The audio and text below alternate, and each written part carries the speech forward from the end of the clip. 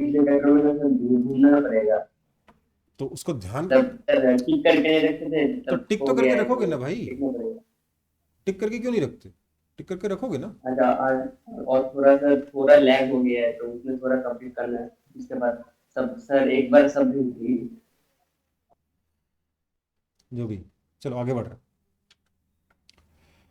Question जो भेजे थे उसको सॉल्व कर देते हैं। किसी ने ये क्वेश्चन भेजा था, find the maximum value of capital M by small m in the situation shown in figure so that the system remains at rest. यहाँ पर कोएफिशिएंट ऑफ फ्रिक्शन जो है वो म्यू है, ठीक है। आपको कैपिटल एम और स्मॉल एम का रेशियो चाहिए जिसमें कि सिस्टम रेस्ट पे है। ओके बेटा, तो मतलब हम लोग बात कर रहे हैं जस्ट मैक्सिमम वैल्यू चाहिए, मतलब कि हम लिमिटिंग केस के बारे में बात कर रहे हैं, राइट। लिमिटिंग केस में क्या होगा, फ्रिक्शन लिमिटिंग फ्रिक्शन के बराबर लगेगा, हाँ या ना, हाँ या ना। Yes sir. तो क्या क्या फोर्सेस लगेंगे सर, यहाँ लगेगा M g, capital M g sine theta, capital M g cos theta normal. इसके अलावा लगेगा सर दो टेंशन, मतलब ऐसे टेंशन लगेगा इस पर वही टेंशन आगे लगेगा, इसमें लगेगा नीचे की तरफ स्मॉल एम जी, ऊपर की तरफ, अच्छा इसको N1 कर देता हूँ, इसको N2 कर देता हूँ। अगर ये स्लाइड होना चाह रहा है जस्ट, तो इस पर फ्रिक्शन पीछे लगेगा, इसको F1 कह दिया, इस पर भी फ्रिक्शन पीछे लगेगा, इसको कह देते हैं F2, right. Yes yes sir. अब अगर ये स्लाइड करेगा तो मैं क्या बोल रहा हूँ कि स्ट्रिंग के अलॉन्ग उधर वाला फोर्स इधर वाले फोर्सेस के बराबर होना चाहिए, है ना। तो M g yes limiting case में बराबर होना चाहिए, तो M g sine theta is equal to F1 plus F2, right. That means M g sine theta, क्योंकि लिमिटिंग केस है तो इसकी लिमिटिंग वैल्यू F1 की लिमिटिंग वैल्यू कितनी होगी, म्यू N1, और F2 की mu N2। That means capital M g sine theta is equal to mu into N1 कितना है, capital M g cos theta, plus mu into N2 कितना है, small m g. So that means कि capital M g into sine theta minus mu cos theta is equal to mu small m g. That means g g cancel cancel हो गया, तो capital M by small M is equal to mu upon sine theta minus mu cos theta. Okay, ये maximum value है जब तक ये slide नहीं करेगा। इससे ज़्यादा अगर कैपिटल एम और स्मॉल एम का रेशियो हो गया तो स्लाइडिंग शुरू हो जाएगी। ओके बेटा, अब देखो डायग्राम, देखिए इसने ही पुली का कितना गंदा डायग्राम बनाया है। ऐसे डायग्राम हम लोग नहीं बनाते है ना, फीलिंग कम हो जाती है। सर बीच से निकली। हम्म, समझ में आया कि नहीं आया ये क्या किया हमने, किसका डाउट था।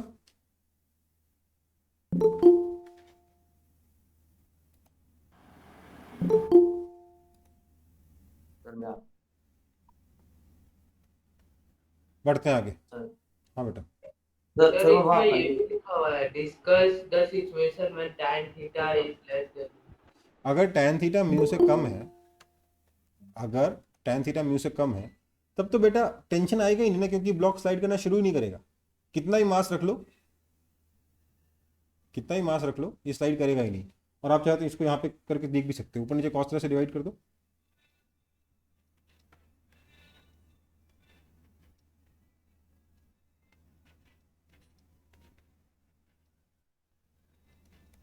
हाँ है ना, अगर tan थीटा म्यू से छोटा है तो ये रेशियो नेगेटिव हो गया, right, yes sir. Which is not possible. आप कितना भी कैपिटल एम रख लेंगे स्लाइड करेगा, वो नहीं करेगा। होगा क्या असली में, अगर tan थीटा म्यू से बड़ा है तो ये एंगल ऑफ रिपोज से tan थीटा म्यू से छोटा है तो एंगल ऑफ रिपोज से छोटा है, मतलब कैपिटल एम के पीछे अगर रस्सी नहीं लगाते तब भी स्लाइड नहीं करता। तो कैपिटल एम को रोकने के लिए टेंशन की जरूरत ही नहीं है, टेंशन आएगा ही नहीं, ये अपना चुपचाप पड़ा रहेगा स्मॉल एम, ये चुपचाप पड़ा रहेगा कैपिटल एम। ठीक है, वो डिस्कस भी हो गया, आगे बढ़े। Yes yes sir. Yes sir. Three equal weights A, B and C of mass 2 kg are hanging on a string passing over a fixed frictionless pulley as shown in figure. The tension in the string connecting B and C. अच्छा, तो तीनों का मास 2 kg, तो 2 kg 2 kg 2 kg। ठीक है, मेरे को यहाँ का टेंशन निकालना है। 2 को मैं स्मॉल एम बोल रहा हूँ, स्मॉल एम इक्वल टू कितना है, 2 kg। तो इधर mg लगा, इधर mg लगा, इधर mg लगा। मैं तो सीधे तो एक्सेलेरेशन निकाल सकता हूँ कि नहीं निकाल सकता हूँ? Yes sir. वैसे तो पूरा तीनों का ऑब्वियसली इक्वेशन लिख के सॉल्व कर ही सकता हूँ, बट मैं डायरेक्टली भी इक्वेशन लिख सकता हूँ क्या, 3ma is equal to 2mg minus mg, right? Yes that means acceleration is equal to g/3। Okay, अब क्या लिखूंगा, अगर c के बारे में बात करता हूँ तो c पे लगा नीचे mg, ऊपर टेंशन t जो हमें निकालना है उसका एक्सेलरेशन है g/3, राइट? निकल गया आंसर? यस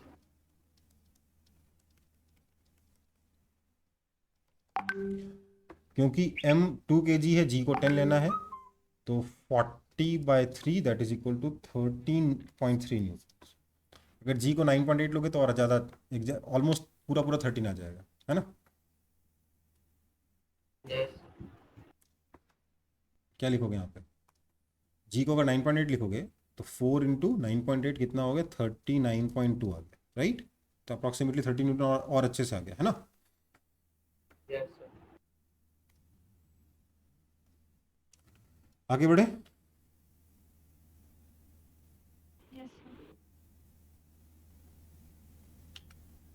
नहीं तो क्या कर सकते हो इसमें, ऑब्वियसली आप तीनों ब्लॉक्स की इक्वेशन अलग अलग लिख के सॉल्व करके टेंशन निकाल सकते हो कि नहीं?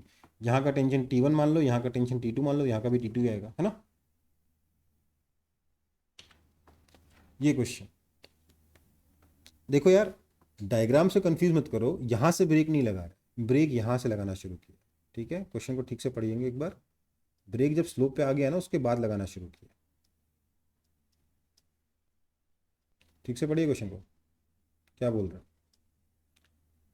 A car is going at A speed of 21.6 kilometre per hour है। 21.6 किलोमीटर पर आवर कौन के चक्कर में कौन पड़ेगा, ये आ गया 3.6 से डिवाइड करेंगे तो 6 मीटर्स पर सेकेंड। दिख रहा है ये? हाँ। when it encounters a 12.8 metre long slope of angle 30 degree, ये लेंथ कितनी है, 12.8 metre. The friction coefficient between tyre is 1/2√3। Okay, देखो tan 30 डिग्री 1/√3 होता है, फ्रिक्शन उससे छोटा है, मतलब एक्सेलरेट करेगा, है ना? है ना? ये तो समझ में आना शुरू हो गया कि नहीं शुरू हुआ, एंगल ऑफ रिपोज का कॉन्सेप्ट ये वाला। Show that no matter how hard the driver applies the brakes the car will reach the bottom. देखो ड्राइवर कितना भी ब्रेक अप्लाई कर ले, मैक्सिमम फ्रिक्शन तो म्यू इनटू नॉर्मल लगेगा ना, है ना? तो क्या होगा, इधर लगा mg साइन 30 डिग्री, इधर लगा mg cos 30 degree, normal force लगेगा इधर की तरफ mg cos 30 डिग्री, पीछे लगेगा फ्रिक्शन, बहुत ज़्यादा तेज ब्रेक लगाया तो फ्रिक्शन पूरा लग जाएगा, mu into normal that is mu mg cos 30 degree, cos 30 degree होता है √3/2, तो ये हो गया म्यू हो गया 1/2√3, तो ये हो गया mg/4 और ये हो गया mg/2। ठीक है, तो इसका एक्सेलेरेशन अगर लिखोगे तो क्या लिखोगे, mg/2 minus mg/4 is equal to ma, that means acceleration is equal to g/4, right? है ना? यस और बताना है कि फाइनल वेलोसिटी जो है वो 10 मीटर पर सेकंड से ज़्यादा ही होगी, चाहे जो कर लो। ठीक है, देखते हैं। हमें पता है अब इसके बाद इस कार के मोशन के लिए कि इनिशियल वेलोसिटी है 6 मीटर पर सेकंड, एक्सेलरेशन है g/4 मतलब 2.5 मीटर पर सेकंड स्क्वायर, और डिस्प्लेसमेंट है कितना, 12.8 मीटर। फाइनल वेलोसिटी कितना है वो निकालना है, जो भी आंसर आया अगर वो 36 किलोमीटर पर आवर से ज़्यादा है तो हमने प्रूफ कर दिया, right? Acceleration minus 2.5 metre per second square, right? Sorry plus है ना, प्लस बोल गया, प्लस है। ओके, सो हम क्या लिखेंगे, v² is equal to 6 square plus 2 into 2.5 into 12.8 that is equal to 36 plus 64 that is equal to 100। That means v कितना हो गया, 10 मीटर पर सेकंड हो गया। समझ में आई बात? यस प्रूफ हो गया कि नहीं हो गया? Even if maximum friction acts, the final velocity will be equal to 10 meter per second, that is 36 kilometer per hour. So the final velocity is always going to be greater than or equal to 36 kilometer per hour. Okay, आगे बढ़े. अच्छा मुझे एक बात बताओ, यहाँ से एक कॉन्सेप्ट याद आया, मैंने कराया नहीं. ब्रेक जब अप्लाई करोगे तो ब्रेक बहुत तेज अप्लाई करने से साइकिल जल्दी रुकेगी, या थोड़ा सही तरीके से ब्रेक अप्लाई करोगे तो साइकिल जल्दी रुकेगी? सर थोड़ा सही अप्लाई करेंगे सर. क्यों? आपने अगर ब्रेक फुल अप्लाई कर दिया, टायर का रोटेशन अगर एकदम बंद हो गया, तो क्या होगा? टायर ग्राउंड को, रोड के ऊपर स्लाइड करेगा. राइट, आया ना? समझ में आ रही बात? टायर रोड के ऊपर स्लाइड करेगा ना उस केस में, बताइए. अरे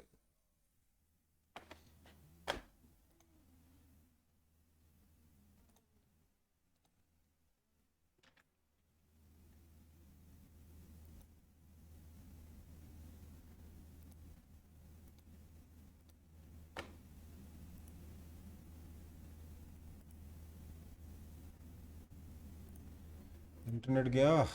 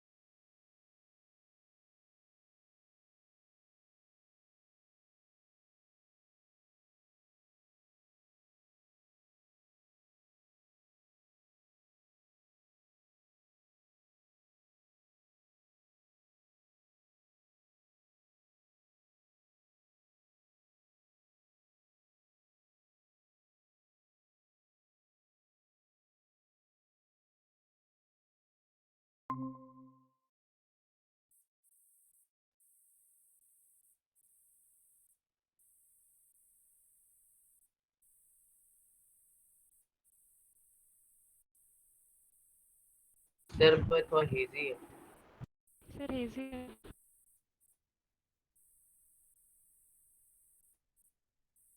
यस सर अब ठीक है. Yes sir.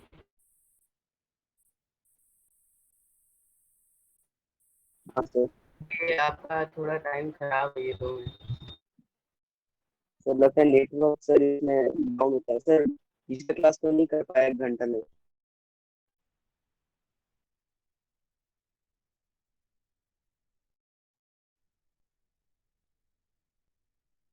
सर धीरे धीरे.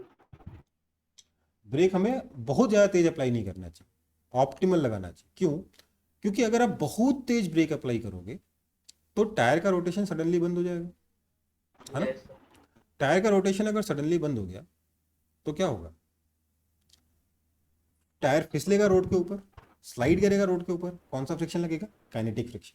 और काइनेटिक फ्रिक्शन कम होता है स्टैटिक फ्रिक्शन की लिमिटिंग वैल्यू से. आया ना? Yes sir. सो हमें ब्रेक ऐसा लगाना चाहिए, इतना लगाना चाहिए कि स्लाइडिंग ना हो और स्टैटिक फ्रिक्शन लगे. स्टैटिक फ्रिक्शन कितना लगे? जितना ज़्यादा हो सके उतना ज़्यादा. आपने देखा होगा कई बार इतना तेज ब्रेक लगाते हैं कि रोड पे गाड़ी फिसलते हुए आगे चली जाती है. देखा है कि नहीं देखा? Yes sir. Yes sir. Tyre के पूरे निशान पड़ते हैं. उसमें हमेशा कार या कार ट्रक जो कुछ भी है वो देर से रुकेगा उस केस में. अगर वो सही से ब्रेक लगाता ड्राइवर तो कार या बस जो है, कार बस ट्रक जो कुछ भी है वो थोड़ा जल्दी रुकता. ओके बेटा? यस. सर आप रिकॉर्डिंग ऑन किया है? रिकॉर्डिंग मेरे ख्याल से ऑन है. हाँ ऑन है. चलो आगे बढ़े. यस. नेक्स्ट, इसमें बेटा कौन सा क्वेश्चन करना है? एक और क्वेश्चन. अच्छा दोनों करने हैं. A block of mass 2 kg rests on a rough inclined plane making an angle 30 degree with the horizontal. Okay. The coefficient of static friction between the block and the plane is 0.7. The frictional force on the block is, देखो यार आप देख सकते हो tan 30 degree कितना होता है? 1/√3. Yes. ये 0.7 से छोटा है, मतलब म्यू जो है वो बड़ा है, फ्रिक्शन ज़्यादा होगा तो स्लाइडिंग होगी नहीं. कौन सा फ्रिक्शन लगेगा? स्टैटिक फ्रिक्शन कितना लगेगा mg sin theta, right? Yes Yes, sir. आया ना?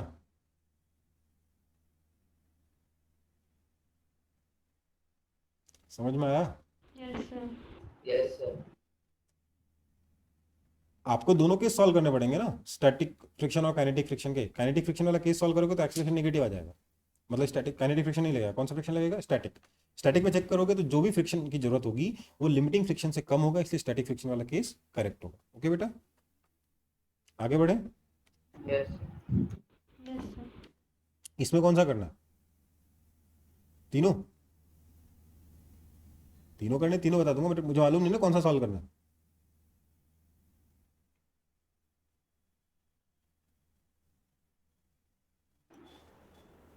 सर मुझे तो लगता है जो भेजा है टिक करके ही भेजा है। किसने भेजा है ये? A block of mass 2 kg is pushed again through vertical wall with a force of 40 Newton. Coefficient of static friction being 0.5. Another horizontal force of 50 Newton is applied on the block in the direction parallel to the wall. Will the block move? If yes, in which direction? If no, find the frictional force exerted by the wall on the block. देखो भैया क्या हुआ है, ये diagram को समझिए पहले। ये वॉल है, इस वॉल के ऊपर हमने एक ब्लॉक को चिपका के रखा है। चिपकाया ना मतलब फेविकॉल से नहीं चिपकाया, बस टच करके रखा।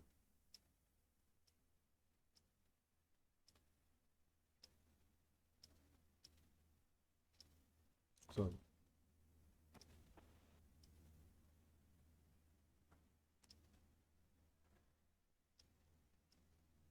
समझ में आया ब्लॉक कैसे रखा है? इस पे बोला हमने कि इसका मास में दे रखा कितना, 2 kg। इसका मास 2 kg है। इस पे हमने एक हॉरिजॉन्टल फोर्स लगा रखा है कितना, 40 न्यूटन का।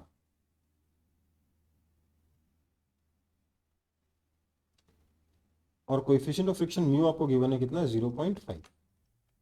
तो इस सिचुएशन में क्या होगा देखिए जरा। इस सिचुएशन में सर इसके ऊपर 2g फोर्स नीचे लगेगा, नॉर्मल फोर्स लगेगा 40 न्यूटन के बराबर। सर फिर से वेट तो बंद कर दो। वेट कर लेते 2 मिनट, यस सर अब ठीक। ठीक हो गया। Yes, sir. अब ठीक है. नॉर्मल लगेगा 40 न्यूटन का, mg नीचे लगा, क्योंकि mg को इसे नीचे स्लाइड करेगा, करना चाहेगा, इसलिए फ्रिक्शन इस पे ऊपर लगेगा, राइट? यस फ्रिक्शन कितना होगा, 0.5 इंटू 40 दैट इज 20 न्यूटन, जो कि या तो mg के बराबर है। अगर g को 10 लेते हो तो mg के बराबर है, g को 9.8 लेते हो तो mg से बड़ा है। दैट मीन्स फ्रिक्शन जो है इस mg को बैलेंस कर देगा, इसको नीचे स्लाइड नहीं होने देगा, right? But Yes, sir. Question में क्या कहा, क्वेश्चन ने एक एक्स्ट्रा चीज बोल दी कि एक और हॉरिजॉन्टल फोर्स है, हॉरिजॉन्टल फोर्स है, और ये horizontal force parallel to the wall लगा है। समझ में आई बात? मतलब ऐसे लगा हुआ है 15 न्यूटन का। अब 2g को मैं 20 ले रहा हूं, इन दोनों का अगर आप रिजल्टेंट लेते हो तो क्या आ जाएगा, ऐसा आएगा ना, यस ये हो जाएगा 25 न्यूटन। ये 25 न्यूटन जो है फ्रिक्शन से की लिमिटिंग वैल्यू से ज्यादा है। अब ये जो फ्रिक्शन है वो इस डायरेक्शन में नहीं लगेगा, बल्कि 25 न्यूटन के अपोजिट डायरेक्शन में लगेगा, right? Yes sir Yes, sir. ये सब पढ़ाया था ना पिछली क्लास में। ये फ्रिक्शन Yes, sir. लगेगा, और क्योंकि 25 न्यूटन इस फ्रिक्शन से ज्यादा है, फ्रिक्शन की लिमिटिंग वैल्यू कितनी है, 20 न्यूटन है, वो हम निकाल सकते हैं म्यू इंटू नॉर्मल, राइट? क्योंकि ये 25 न्यूटन इस फ्रिक्शन की लिमिटिंग वैल्यू से ज्यादा है, इसलिए ये ब्लॉक इधर टेढ़ा स्लाइड करेगा। समझ में आई बात?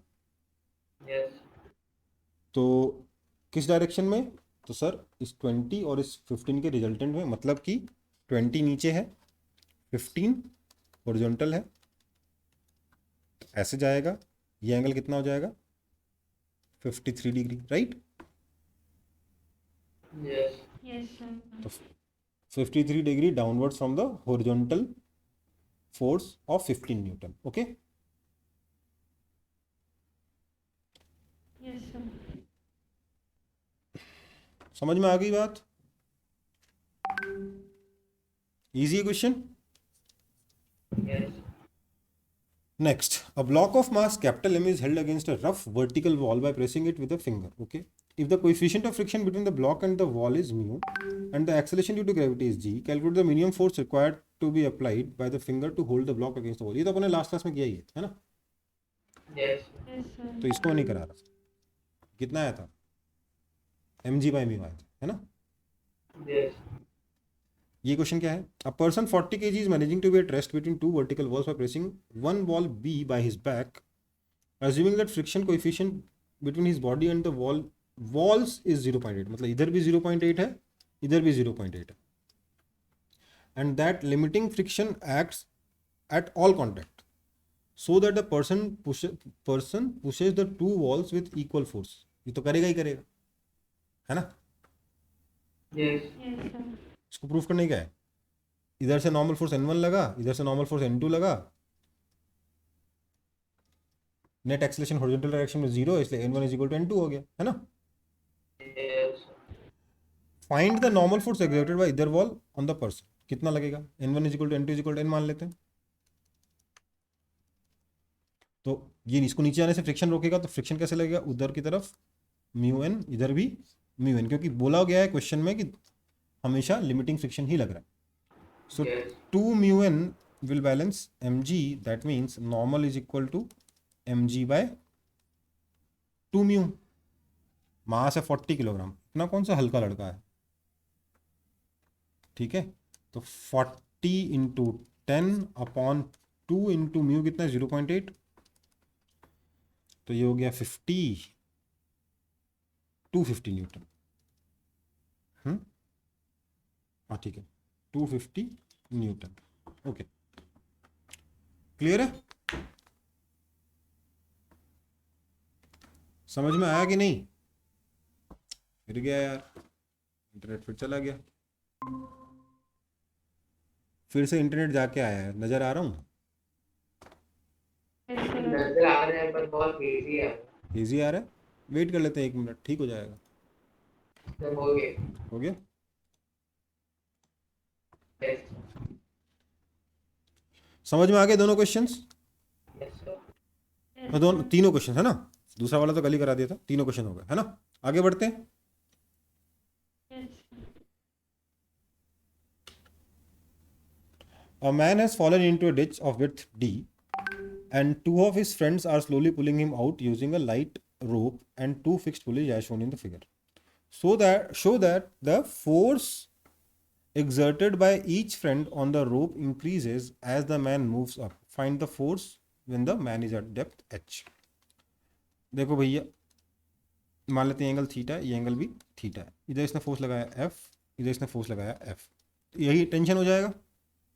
Yes, sir. Yes, sir. इधर फोर्स लगेगा टेंशन t, इधर फोर्स लगेगा टेंशन t. तो हम क्या लिख सकते हैं इक्वेशन? अगर धीरे धीरे मूव कर रहा है तो 2t cos थीटा जो है वो mg के बराबर है. That means tension t is equal to mg by 2 cos theta. Now जैसे जैसे ऊपर जाएगा, as person moves up, theta increases clearly. Yes, sir. That means cos theta decreases, that means tension increases, that means force increases. तो इन लोगों को शुरुआत में लगेगा खींचना कितना आसान है, और थोड़ी देर बाद हाफ जाएंगे, है ना? Yes, sir. समझ में आई बात? दूसरी बात बोला कि निकालो, तो क्या लिखेंगे? यही टेंशन टी कितना हो जाएगा? mg upon 2 cos theta. cos theta कितना हो जाएगा? ये आपको h दे रखा है, ये आपको d बाई 2, ये आपका h है, ये d बाई 2 है ना? निकलेगा cos थीटा. cos थीटा हो जाएगा h, चलो ये लो से कर देते हैं, h upon under root of h square plus d square by 4, right? Yes, sir. तो आंसर भी आ गया, है ना? आगे बढ़े. Sir, एक मिनट.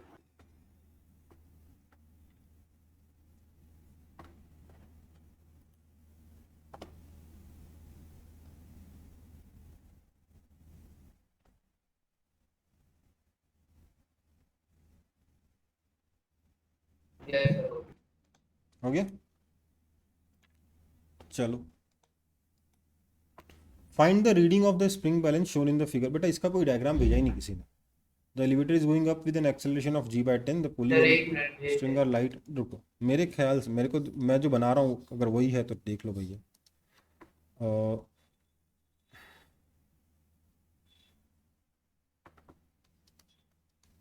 ये है क्या?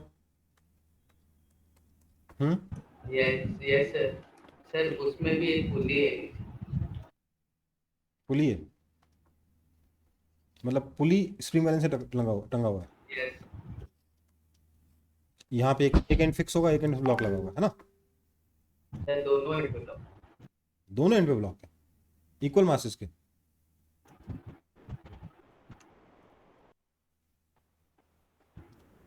सर एक 2 kg का, एक 3 kg।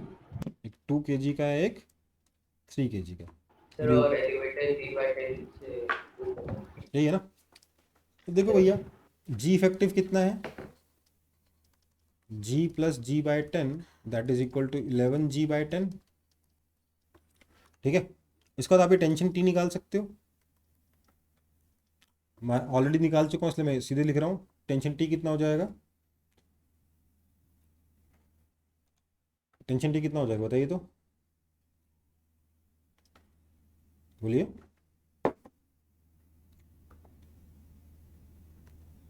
To sir m1 m2 upon m1 plus m2 into g, हाँ है ना? Yes that is equal to 2 into 3 into 2 upon 3 plus 2 into 10, that is equal to कितना हो गया? ये तो 5 हो गया, 2 हो गया, 2 2 2 8 इंटू 3 24 न्यूटन, राइट?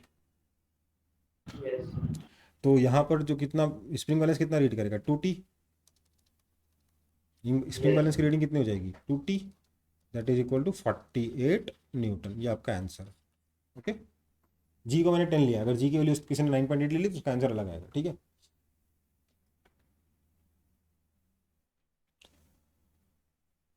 ओके उसका 47 के आसपास आएगा। आगे बढ़े। Yes sir. अब देखो यार, ये फॉर्मूला क्योंकि मेरे को याद है, मेरे को बहुत ये छोटे छोटे जो क्वेश्चन है ना जो फालतू में टाइम पास करते हैं अपना, वो फटाफट सॉल्व हो जाते हैं, है ना? यस इसलिए मैंने ये फॉर्मूला याद ही कर लिया कि यार एकदम लल्लू सा फॉर्मूला है, ये टाइम पास वाले क्वेश्चन फटाफट सॉल्व हो जाते हैं। एग्जाम में भी अगर आ गया तो टाइम टाइम बच जाएगा, नहीं तो घर पे कम से कम प्रैक्टिस में तो टाइम बच ही रहा है ना। क्योंकि इसी चीज़ को बार बार सॉल्व करोगे, इसको मतलब लिफ्ट के रेफरेंस में जाओगे, इसका ऊपर 3g लगाओगे, इसके ऊपर 2g लगाओगे, इसका एक्सटेंशन b मानोगे, इसका एक्सटेंशन ऊपर b मानोगे, इसको सॉल्व करोगे टेंशन टी के लिए, फिर उसके बाद फोर्स निकालोगे। इतनी मेहनत कौन करेगा, है ना? आगे बढ़े। Yes yes sir. अच्छा अच्छा अच्छा, sorry sorry sorry sorry sorry, यहाँ गलती हो गई है, किसी ने मुझे रोका भी नहीं। जी की तो वैल्यू यहाँ पे मैं 10 थोड़ा ना है, इफेक्टिव होगा। जी इफेक्टिव आएगा ना, यस सर। यहाँ इंटू क्या आएगा? 11 जी/10। 11 आएगा, राइट? यहाँ 11 आएगा, तो ये कैंसिल नहीं होगा। ये कितना हो जाएगा? 2 into 2 4 into 3 12 into 11 132/5, that is 26.4 newton. तो स्प्रिंग बैलेंस में कितना आ जाएगा? 2t, that is equal to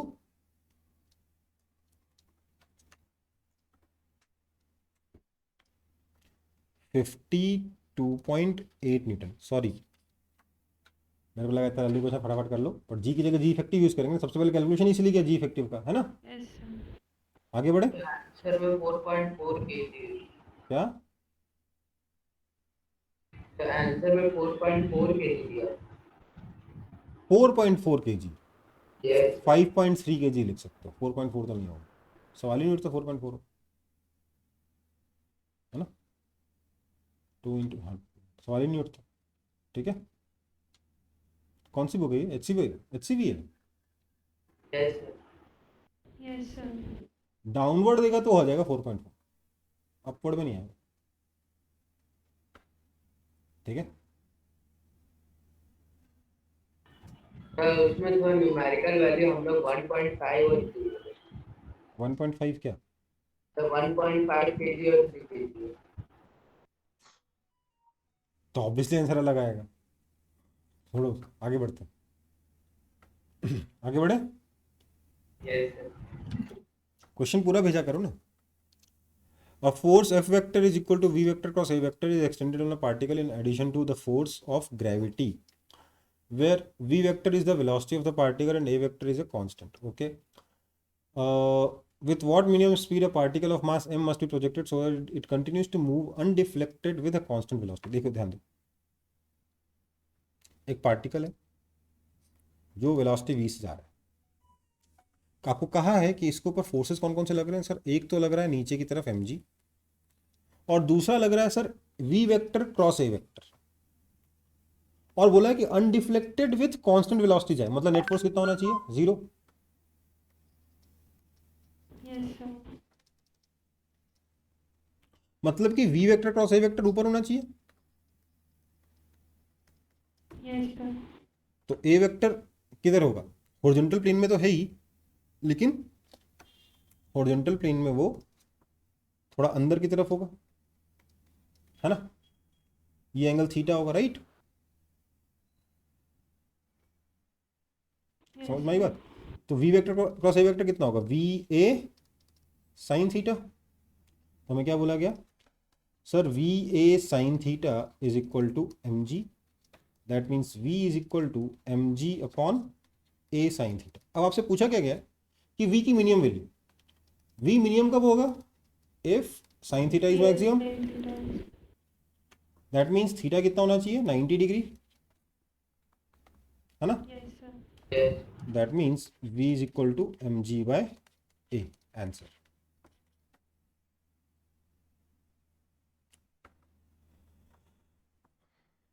okay. Oh. Yes.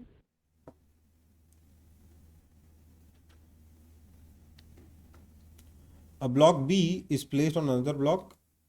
ये क्वेश्चन करना है या इसी के लिए भेजा था इसको भी? Sir, इसी के लिए. ये लास्ट क्वेश्चन है. A tennis ball is released from a height h and after freely falling on a wooden floor it rebounds and reaches height. ये तो पिछली बार कराया था, वही पूछा ना आप लोगों ने दोबारा से. The velocity versus height of the ball during its motion may be represented graphically with. देखो भैया क्या है कि मुझे वेलोसिटी और हाइट के बीच में ग्राफ. जब हाइट h थी उस वक्त वेलोसिटी कितनी थी? 0. Yes, sir. वेलोसिटी ऊपर बढ़ रही है, नीचे नेगेटिव है. अब मैंने देखिए हाइट h को इधर लिया है, मतलब मैंने अपवर्ड डायरेक्शन को पॉजिटिव लिया है, राइट. Yes. और यहाँ से छोड़ूंगा तो क्या होगा?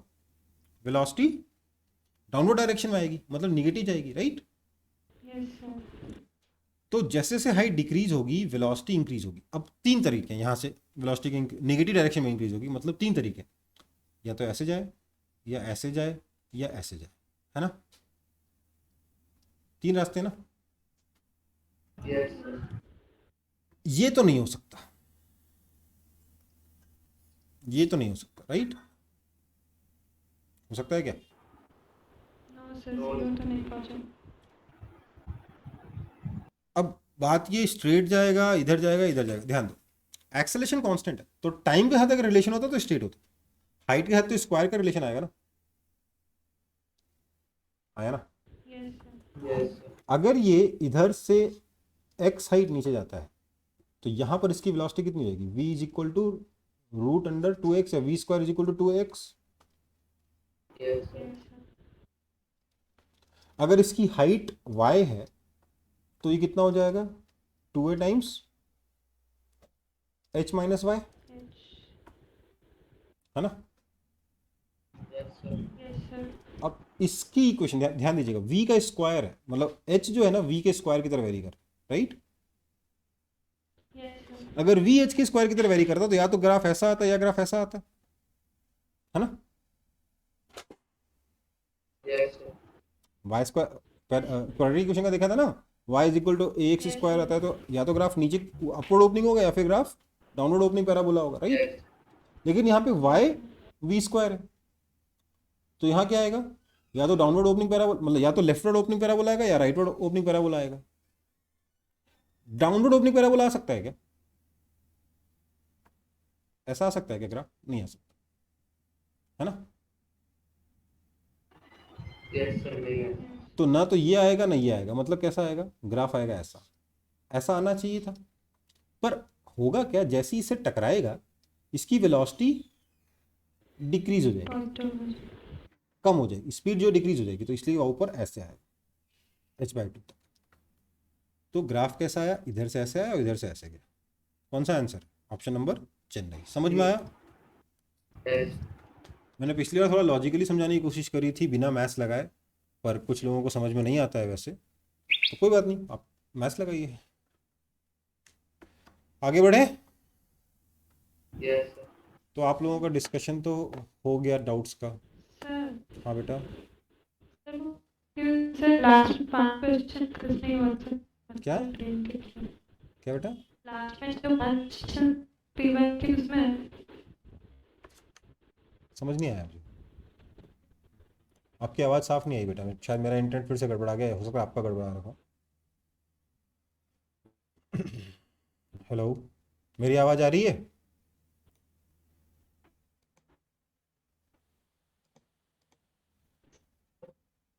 बताइए। क्या?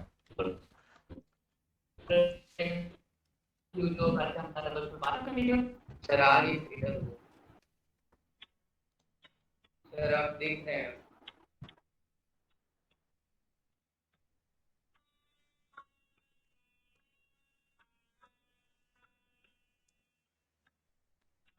एक तो पता नहीं क्या है।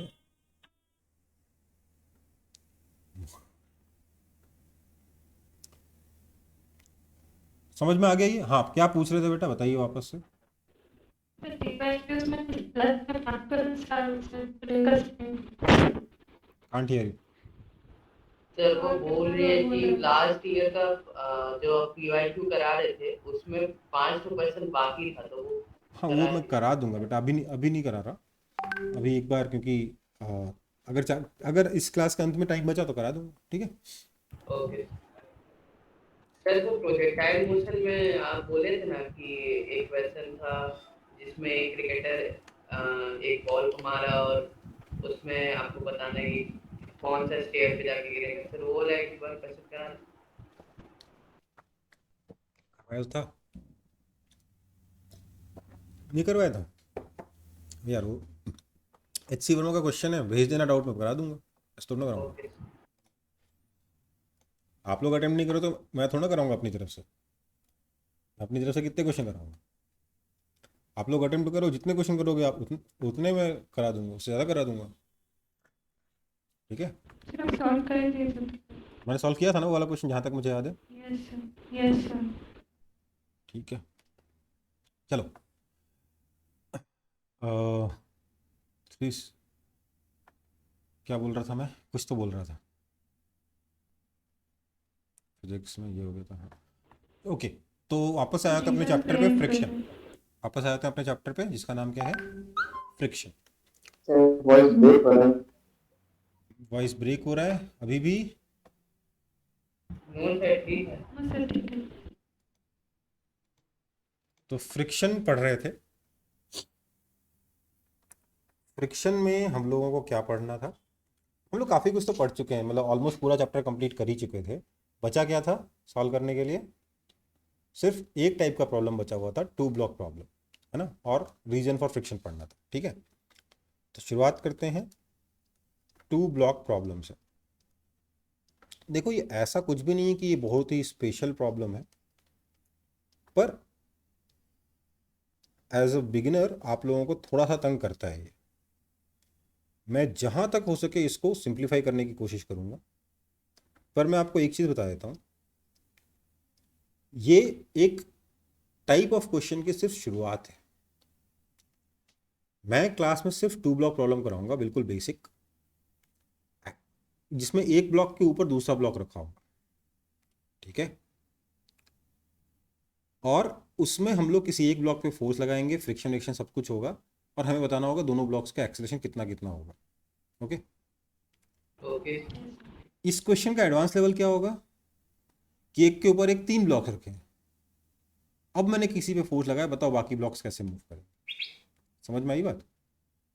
सर फिर सबका एफबीडी बना के करना। अभी सुन लो, द थिंग इज, इसमें सोचने के लिए, इसमें आपको अपना दिमाग लगाना ही पड़ेगा, चाहे जो कर लो। हाँ, कैसे सोचना है मैं वो आपको बता सकता हूँ, ठीक है? तो प्रॉब्लम है तो सीधे एग्जांपल लियो, इसमें कुछ थ्योरी थोड़ा है। मेरे पास ये एक ब्लॉक है, मैं सिर्फ आपके लिए क्वेश्चन थोड़ा सा आसान कर सकता हूँ, उससे ज़्यादा कुछ नहीं कर सकता।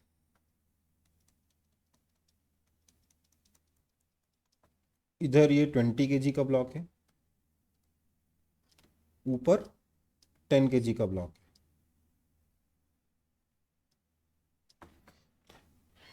क्योंकि पहला क्वेश्चन कर रहा है, मैंने नीचे वाले सरफेस को स्मूथ मान लिया।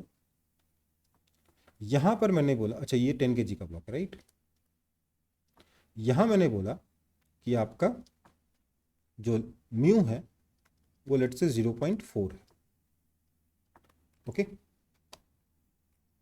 अब मैंने इस नीचे वाले ब्लॉक पे आगे की तरफ फोर्स लगाया है, लेट्स से 100 न्यूटन का, या फोर्स एफ लगाया, ठीक है? Now find acceleration of blocks. Blocks के नाम दे देते हैं, ब्लॉक का नाम इसका ए है, इसका बी है।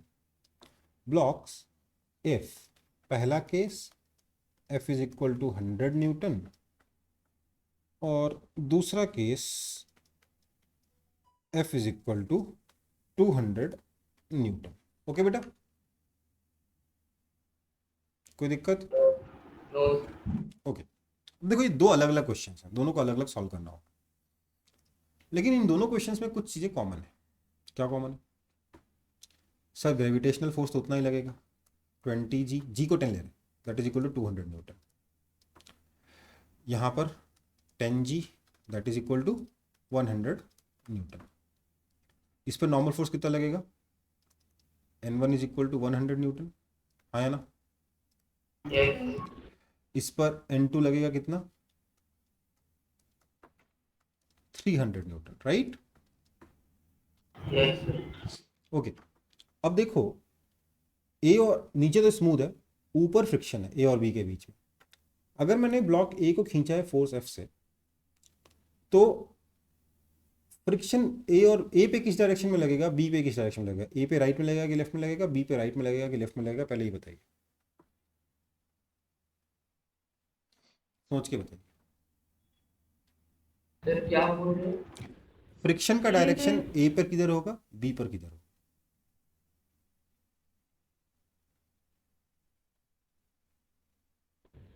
सर ए पे पीछे की तरफ और बी पे आगे की तरफ। हाँ और बी में राइट की तरफ। हाँ बिल्कुल सही। क्यों? क्योंकि मैं सीधे सीधे आपको बताता हूँ, फ्रिक्शन का डायरेक्शन अगर सोचना है, एटलीस्ट फॉर सिंपलर केसेस, क्या होता है, आप मान लो कि फ्रिक्शन नहीं है, उस केस में देखो मोशन कैसा होने वाला है, उस मोशन को अपोज कर देगा फ्रिक्शन, है ना? यस तो मैंने माना फ्रिक्शन नहीं है, तो क्या होगा, ये बी अपनी जगह पे पड़ा रह जाएगा, ए नीचे से निकल जाएगा, क्योंकि बी को मूव करने वाला कोई है ही नहीं, है ना? यस तो बी के रेस्पेक्ट में ए आगे जाएगा, या आगे जाने की टेंडेंसी है, या तो आगे जाएगा या आगे जाने की टेंडेंसी है, तो इसलिए बी ए को बोलेगा ओए कहाँ जा रहा है, फ्रिक्शन पीछे लगाएगा, और ए बी पे फ्रिक्शन बदले में आगे लगाएगा, हाँ या ना? यस ओके, चलो इतना हो गया। इस फ्रिक्शन की अब आप अपने तरफ से एक काम कर लीजिए, फ्रिक्शन की लिमिटिंग वैल्यू कितनी है, इन दोनों फ्रिक्शंस की लिमिटिंग वैल्यू, एक ही फ्रिक्शन है ना, लिमिटिंग वैल्यू कितनी है? तो सर ये है म्यू इंटू N1 40 न्यूटन। ये निकाल के रखने में फायदा है, लिमिटिंग वैल्यू फ्रिक्शन की निकाल के पहले रख लो, क्योंकि आगे जरूरत पड़ेगी ही पड़ेगी। मैंने इनफैक्ट थोड़ा सा भी अगर कॉम्प्लेक्स क्वेश्चन है ना, मैं हमेशा बोलता हूं कि लिमिटिंग फ्रिक्शन निकाल के रख लो, पहले कैलकुलेट कर लेना। लिमिटिंग फ्रिक्शन से क्या होता है कि आपका जो कैलकुलेशन वाला पार्ट है वो हो जाता है, उसके बाद आपको सिर्फ सोचना होता है। अगर आप पहले कैलकुलेट करने के बजाय लिमिटिंग फ्रिक्शन कैलकुलेट करने का काम लास्ट के लिए छोड़ दो, तो होता क्या है, आप कुछ वैल्यू निकाल लेते हो, उसको चेक करते हो, बताओ लिमिटिंग फ्रिक्शन ज़्यादा है कि कम है, उसका आपको लिमिटिंग फ्रिक्शन होता नहीं है, फिर आप लिमिटिंग फ्रिक्शन कैलकुलेट करने जाते हो, तो आपका जो थॉट प्रोसेस है ना, जो चेन ऑफ थॉट है, वो बीच में टूट जाता है। है ना। इसलिए हमेशा क्या करो, पहले लिमिटिंग फ्रिक्शन निकाल लो। ओके बेटा, ओके। तो लिमिटिंग फ्रिक्शन हमने यहाँ निकाल लिया। कितना आया लिमिटिंग फ्रिक्शन? 40 न्यूटन। अब दो केसेस, या तो स्टैटिक फ्रिक्शन लगेगा या काइनेटिक फ्रिक्शन लगेगा, right. Yes. Yes, sir. Static friction कब लगेगा? जब ब्लॉक साथ में मूव करेंगे,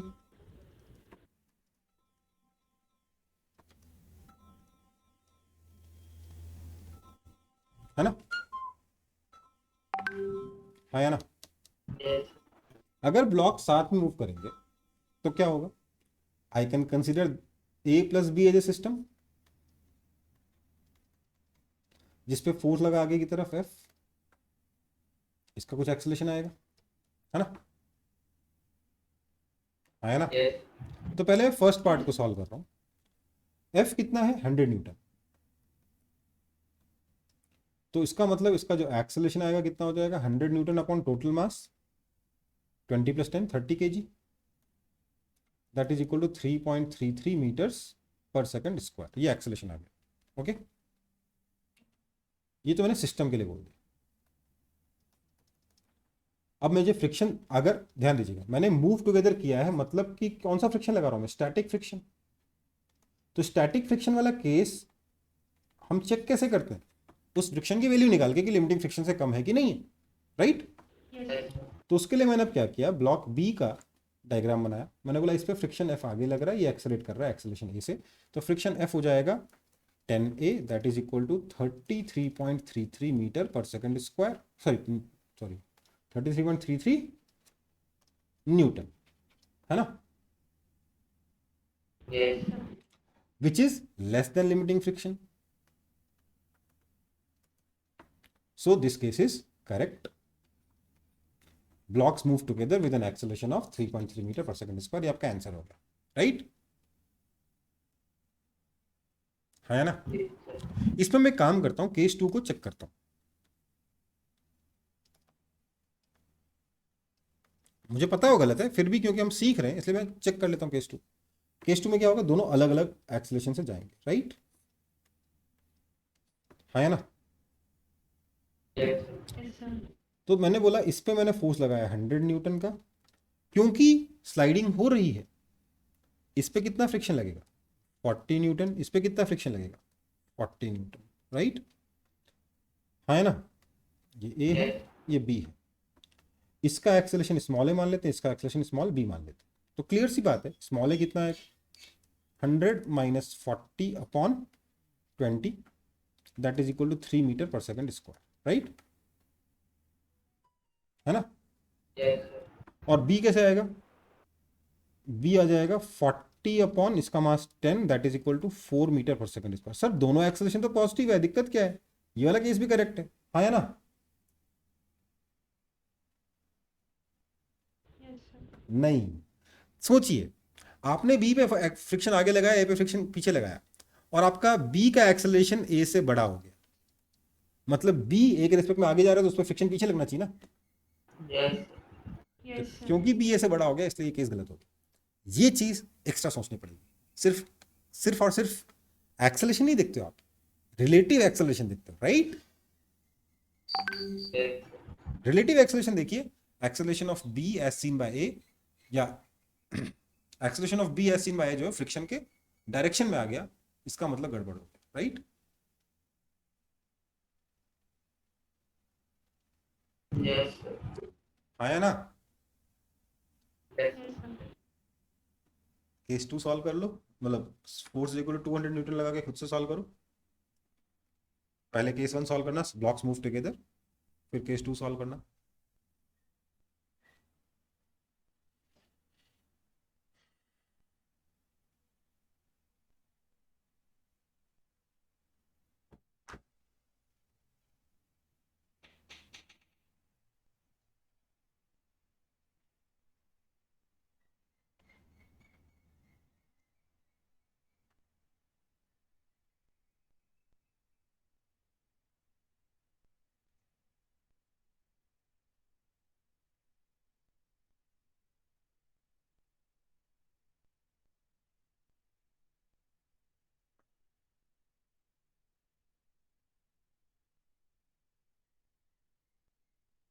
सर हाँ बेटा, सर ब्लॉक्स मूविंग टुगेदर में सर स्टैटिक फ्रिक्शन क्यों लग रहा है सर? क्योंकि दोनों साथ में मूव करें तो रिलेटिव मोशन नहीं है ना भाई।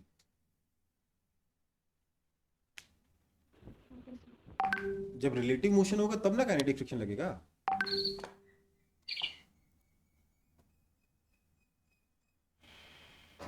Yes sir.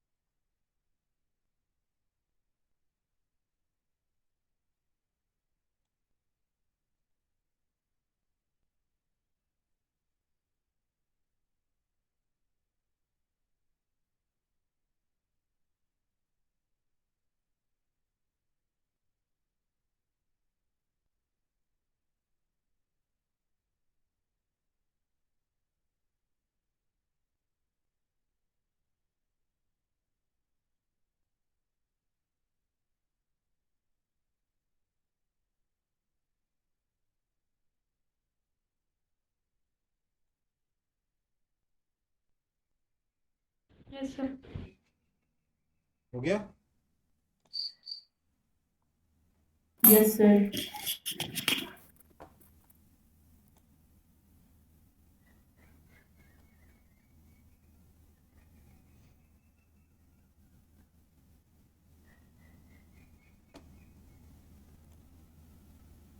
आगे बढ़े।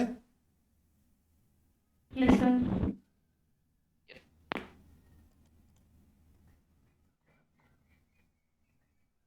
क्या हो गया?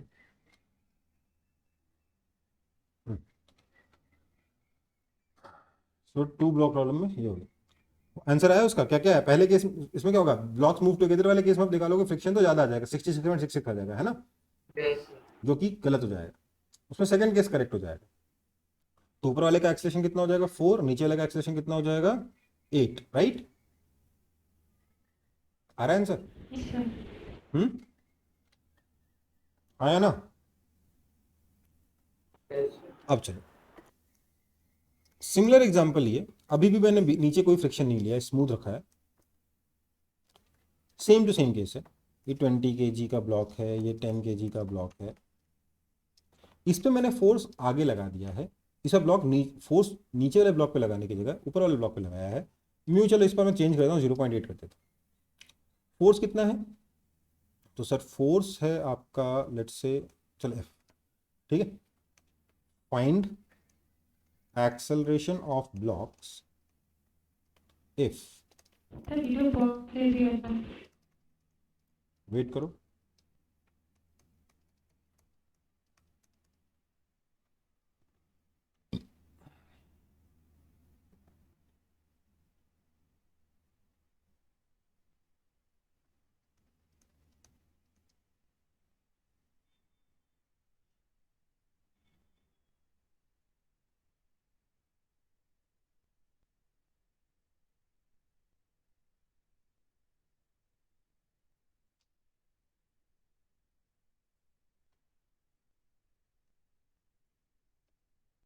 कॉल करेंगे, दिख रहा है अभी? Sir clear. पहला वाले का क्या लिखा है? Sir force equal to 60 newton और 240 न्यूटन।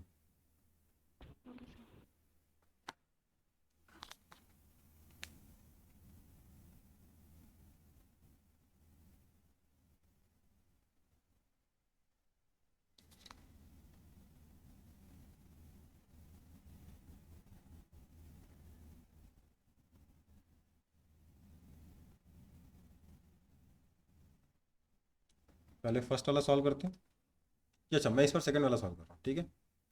उससे पहले मैं क्या करूँगा, सॉल्व करने के पहले, केसेस तो बाद में होते रहेंगे, पहले क्या देखेंगे, फ्रिक्शन का डायरेक्शन। क्या क्या लगेगा यहाँ पे सर? यहाँ पे तो 300 न्यूटन लग रहा है नॉर्मल फोर्स, यहाँ पे नॉर्मल फोर्स कितना लग रहा है, कितना लग रहा है, 100 न्यूटन, राइट। yes, mg तो लग ही रहा होगा, बट फ्रिक्शन किस पे डिपेंड करता है, नॉर्मल फोर्स पे। नॉर्मल फोर्स निकाल लिया, जल्दी जल्दी कर रहा है। ये आगे जाएगा तो इस पर फ्रिक्शन पीछे लगना चाहिए, इस पर फ्रिक्शन आगे लगना चाहिए, है ना। yes, सर वो तो 200 हो ना इस फ्रिक्शन की क्या, सर, 200 न्यूटन। 200 कहाँ होगा बेटा, 100 होगा ना 20 kg है। बेटा। तो 10 + 20 30, निकालो खुद, सॉल्व करके निकालो। लिमिटिंग फ्रिक्शन कितना हो जाएगा, 80 न्यूटन होगा। yes, हम्म, इसका नाम ए है, इसका नाम बी है। सॉल्व करके निकालो ठीक से कितना आता है। ऊपर से 100 न्यूटन लग रहा है, उसको कौन बैलेंस करेगा। Yes yes. तो सेकंड पार्ट है जिसमें एफ मैंने दे रखा कितना, 240 न्यूटन। मैं इसमें सॉल्व कर रहा हूँ case 1, static friction. Static friction के केस में क्या होगा, स्लाइडिंग नहीं होगी, yes, blocks will move together, right, है ना। yes, क्या होगा भैया, इस पे हमने फोर्स लगाया है, अच्छा दोनों साथ में मूव कर रहे हैं तो अलग अलग क्यों बना रहा हूँ मैं, है ना। हमने इस पे लगाया फोर्स 240 न्यूटन, पूरे का एक्सेलरेशन ए है, तो 240 is equal to 30 a, that means acceleration is equal to 8 meter per second square. अगर ऐसा हुआ तो ब्लॉक बी के बारे में बात करूंगा तो क्या आ जाएगा, बी पे तो सिर्फ आगे फ्रिक्शन लग रहा है, 20 kg का ब्लॉक है, ये जा रहा है 8 मीटर पर सेकंड स्क्वायर से, तो friction is equal to 20 × 8 is equal to 160 newton, which is way above the limiting friction, so this case is wrong, right। yes, sir. अब करेंगे कौन सा केस सॉल्व, केस 2 सॉल्व करेंगे। कौन सा friction है, काइनेटिक फ्रिक्शन का केस। देखो यहाँ पे क्या काफी आसान केसेस बन रहे हैं क्योंकि फ्रिक्शन एक ही जगह है ना। काइनेटिक फ्रिक्शन का केस देखते हैं, blocks move separately. Case actually ये है, ब्लॉक्स मूव सेपरेटली और ब्लॉक्स मूव टुगेदर है, ओके। अगर ब्लॉक्स सेपरेटली मूव कर रहे हैं तो क्या होगा,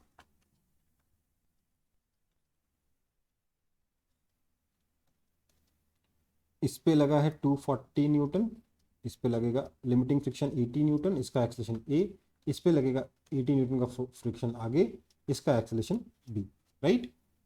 So 240 minus 80 is equal to 10a, that means a is equal to 16 meter per second square, and 80 is equal to 20b, that means b is equal to 4 meter per second square। समझ में आई बात। Yes sir. तो a का acceleration b से बड़ा है, friction का डायरेक्शन सही, ठीक है, समझ में आई बात। yes, तो ये तरीका होता है। अगर दो एकदम सिंपलेस्ट केसेस मैंने करके दिखाए आपको अभी तक, किसके, ब्लॉक ऑन ब्लॉक प्रॉब्लम के। ब्लॉक ऑन ब्लॉक बोल दो, टू ब्लॉक बोल दो, एक ही बात है, ठीक है। ब्लॉक ऑन ब्लॉक प्रॉब्लम के दो सबसे सिंपल केसेस अभी तक करके दिखाए मैंने, एक क्वेश्चन और करेंगे फिर बात करें। सर 60 न्यूटन में तो स्टैटिक फ्रिक्शन वाला भी है। 60 न्यूटन में स्टैटिक फ्रिक्शन वाला केस आ जाएगा, कोई दिक्कत नहीं, ठीक है।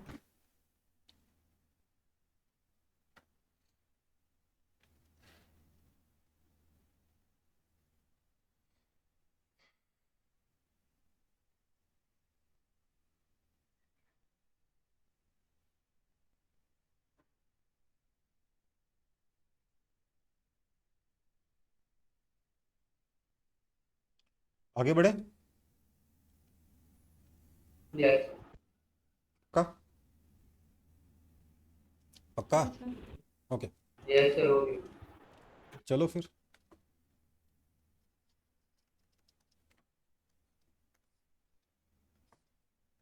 जी आपका 20, मैं 20 kg 10 kg लेके सारे क्वेश्चन करा दूंगा, फालतू में कैलकुलेशन में नहीं पढ़ना है मेरे को, कॉन्सेप्ट समझना है, ठीक है।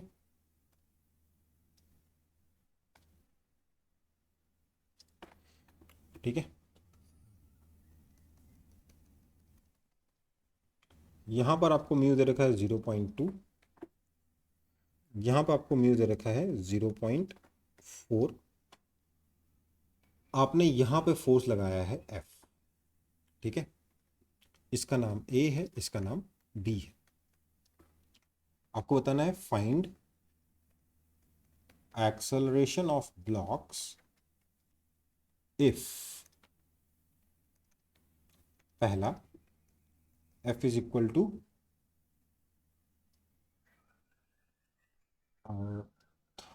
50 न्यूटन, दूसरा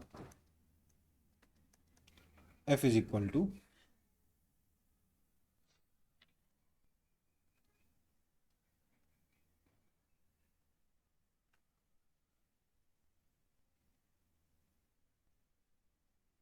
150 न्यूटन,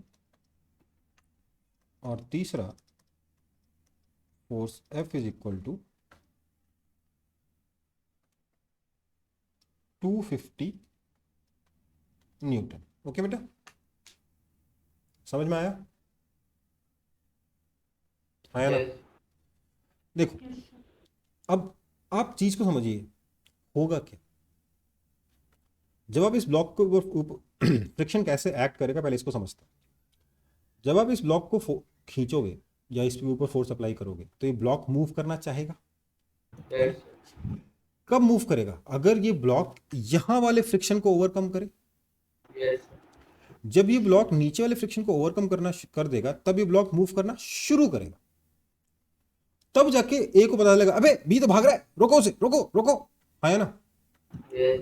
यस सर। तब जाके ऊपर वाला फ्रिक्शन लगेगा, है ना? समझ में आई बात? तो सबसे पहले तो हम लोग क्या करने वाले हैं, हम हर जगह लिमिटिंग फ्रिक्शन निकाल लेंगे। देखो मेरे को पता है नॉर्मल फोर्स यहाँ पे 300 आने वाला है, यहाँ पे 100 आने वाला है, तो इस पे जो लिमिटिंग फ्रिक्शन आने वाला है F1 it is going to be less than और equal to 60 Newton.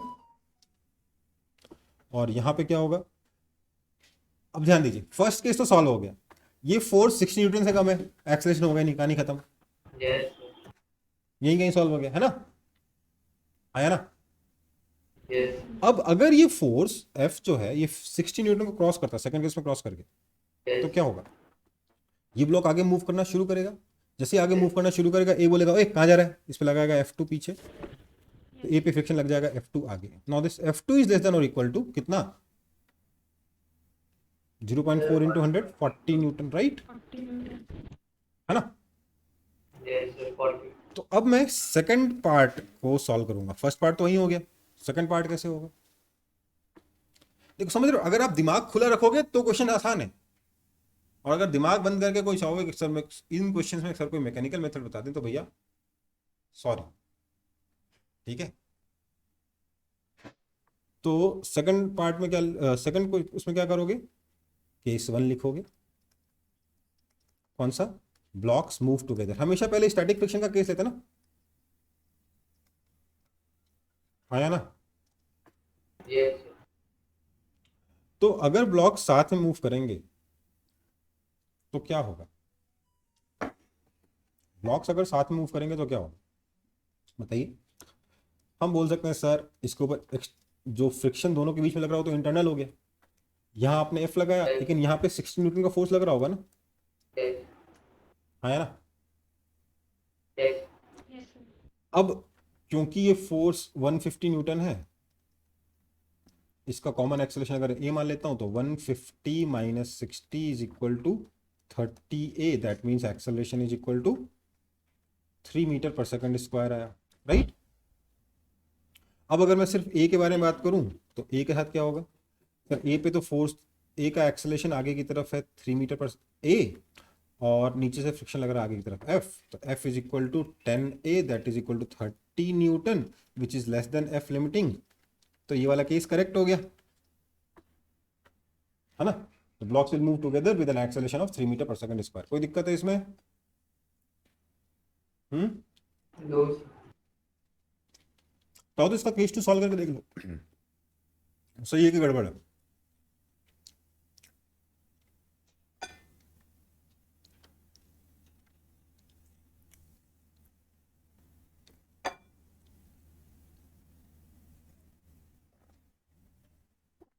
Case to solve कर किया आप लोगों ने? सर सॉल्व करो, देखो ए और बी कितना कितना आता है।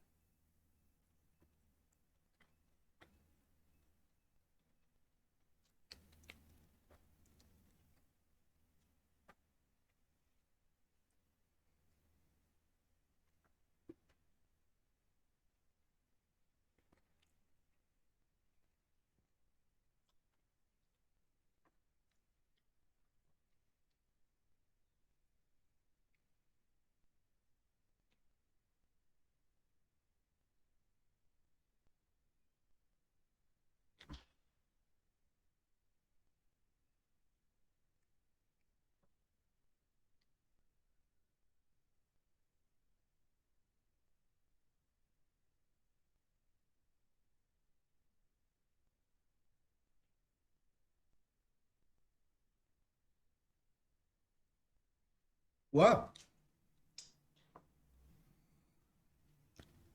बोलो। यस सर, ऊपर का एक्सलेशन ज्यादा। ऊपर वाले का एक्सेलरेशन ज्यादा आएगा, यस है ना?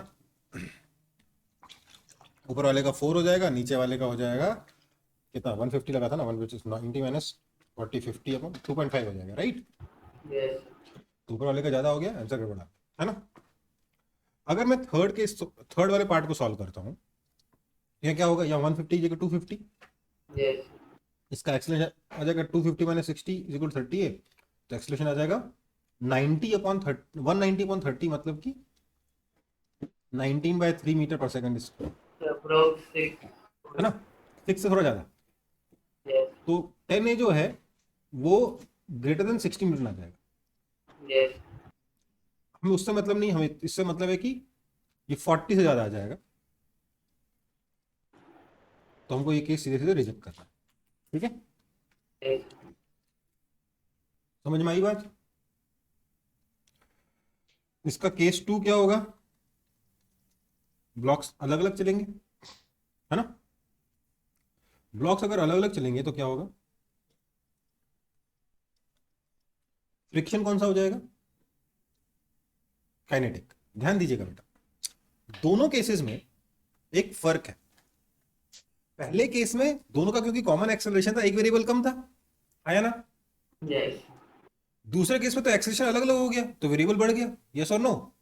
यस नहीं, एक वेरिएबल बढ़ा, एक वेरिएबल घट भी गया, फ्रिक्शन फिक्स हो गया ना, काइनेटिक फ्रिक्शन लगा दो। फर्स्ट केस में फ्रिक्शन अननोन है, सेकंड केस में फ्रिक्शन नोन है ना? Yes yes sir. तो मैथमेटिकली समझ में आना चाहिए ना कि चल क्या रहा है आखिरकार। तो देखो क्या होगा यहाँ पे, 250 न्यूटन फोर्स लगा, इस पे लगेगा पीछे की तरफ कितना? 60, और इधर से पीछे की तरफ कितना लगेगा? 40, इस पे 40 आगे लगेगा। इसका एक्सेलरेशन ए है, इसका एक्सेलरेशन बी है। मैं क्या बोलूंगा? ए तो सीधे आ गया 4 meter per second square, B कितना है? 250 minus 100, 150/20 that is equal to 7.5 meter per second square. B का एक्सेलरेशन ए से बड़ा है, फ्रिक्शन का डायरेक्शन मैंने सही एज्यूम किया था, कहानी खत्म। ओके बेटा, यस समझ में आया कि नहीं? Yes sir. तो इसी के साथ आपका ये 2 ब्लॉक प्रॉब्लम खत्म हो गया। ऑब्वियसली अभी और वैरायटीज बाकी हैं। कौन सी? ये वाला फोर्स मैं ऊपर लगा दूं, है ना? सर और नीचे में फोर्स उधर से लगा दे सर। वो तो बात की बात है। ये वाला फोर्स अगर मैं ऊपर लगा दूं तो क्या होगा? देखिए मजेदार चीज, इस केस में ऊपर का जो लिमिटिंग फ्रिक्शन है नीचे के लिमिटिंग फ्रिक्शन से छोटा है। तब तो कितना भी कोशिश कर लो, क्योंकि अगर मैं ये फोर्स ऊपर लगाता हूँ F2 का डायरेक्शन एक्सचेंज हो जाएगा, है ना? यस अब F2 कितना भी कोशिश दम लगा ले, F1 को पार तो कर नहीं सकता, यस तो नीचे वाला ब्लॉक तो रेस्ट पे रहेगा, क्वेश्चन सॉल्व हो गया, है ना? Yes sir. कोई दिक्कत ही नहीं है। हाँ, अगर ऊपर वाला लिमिटिंग फ्रिक्शन नीचे वाले से ज्यादा है तो फिर क्वेश्चन को सॉल्व करना पड़ेगा, केसेस बना बना के, राइट? यस इसमें केसेस क्या क्या बनेंगे? ऊपर वाला ब्लॉक मूव करता है, नीचे वाला ब्लॉक मूव नहीं करता है, वो होगा ही नहीं, क्योंकि ऊपर वाला ब्लॉक अगर मूव किया, नीचे वाला ब्लॉक मूव नहीं किया। अगर ऊपर वाला फ्रिक्शन नीचे वाले फ्रिक्शन से ज़्यादा है, ये मूव किया तो नीचे वाले को लेके जाएगा, है ना? Yes sir. हाँ है ना? और अगर ऊपर वाला फ्रिक्शन नीचे वाले फ्रिक्शन से कम है, तब तो क्वेश्चन ही नहीं बनता, तब तो बहुत ही आसान क्वेश्चन हो जाएगा, राइट? नीचे वाला ब्लॉक रेस्ट पे, ऊपर वाले का एक्सेलरेशन निकाल लो, है ना? Yes sir. अगर ऊपर वाला फ्रिक्शन नीचे वाले फ्रिक्शन से ज्यादा है, तो दो केस बनते हैं क्या? या तो साथ में मूव करेंगे, या ऊपर वाले का एक्सेलरेशन नीचे वाले से ज्यादा होगा, राइट? या दोनों में से कोई भी मूव करेगा ही नहीं, तीसरा केस ये भी बनता है, राइट? यस सर, ऐसा हो सकता है ना?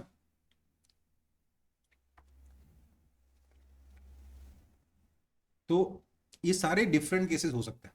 इसके बाद मैं आपको ये सारे केसेस करा दूंगा, टेस्ट में पता क्या पूछूंगा? दोनों ब्लॉक्स पे फोर्स लग रहा है, अब सॉल्व कर, ठीक है? समझ में आई बात? यस समझ में आया कि नहीं? Yes sir, you are sir. चलो, तो एक वो वाला जो मैंने बोला ना, दोनों ब्लॉक से फोर्स लग रहा है, उसका एक टेस्ट दे देता हूं आपको। ये 10 kg है, ये आपका म्यू 0.4 है, इधर आपका म्यू 0.2 है, ये 20 kg है, इस पे फोर्स लगा F1, इस पे फोर्स लगा F2। मैं इसमें एक ही केस कराऊंगा, ज़्यादा केसेस नहीं करूंगा इसमें, क्योंकि काफ़ी कॉम्प्लेक्स हो चुका ना कि सब कितना करते जाओगे, एक ही क्वेश्चन थोड़ा ना करना जीवन में, है ना? यहाँ मेरा F2 लग रहा है लेट्स से 100 न्यूटन, और यहाँ F1 लग रहा है लेट्स से 70 न्यूटन। अब मुझे निकालना है कि किसका एक्सेलरेशन कितना होगा। ओके बेटा? ओके कर लोगे? सर, ट्राई करते हैं। देखो फंसे का मामला कहाँ,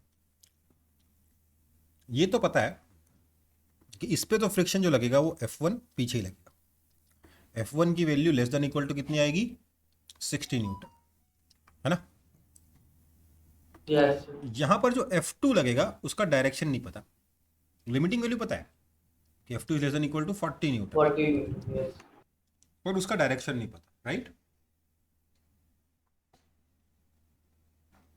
है ना?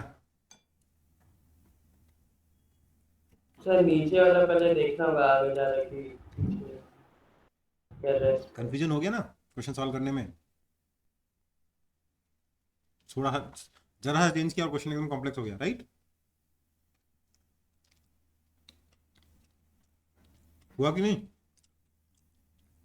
सर, पर नीचे वाला ब्लॉक तो मूव करेगा आज। अरे वो बात की बात है, हाँ नीचे वाला ब्लॉक आगे मूव करेगा, बट हो सकता है ऊपर वाला ज्यादा तेज मूव करे, इससे किसी ने रोका क्या? No sir. तो फिर क्या करेंगे बोलो?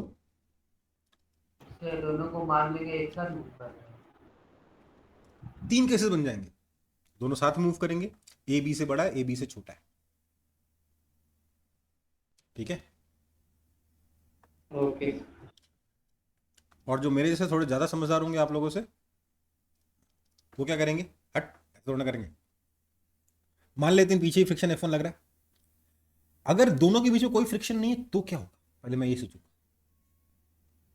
अगर दोनों के बीच में कोई फ्रिक्शन नहीं है तो मैं बोलूंगा इसका एक्सेलरेशन कितना आया? 100 minus 60 upon 20, 2 metre per second square. Yes sir. और इसका कितना आया? 70 upon 10, 7 metre per second square. अगर फ्रिक्शन नहीं है तो ए तेज जा रहा है, यस सर। Yes sir. तो मतलब ए पे फ्रिक्शन पीछे लगेगा और बी पे फ्रिक्शन आगे लगेगा। समझदारी है कि नहीं इसमें? Yes sir. Yes sir. थोड़ा सा दिमाग लगाया, एक पूरा का पूरा केस बच गया। यस हम्म, अब सॉल्व करना इसको, ये होमवर्क है। ओके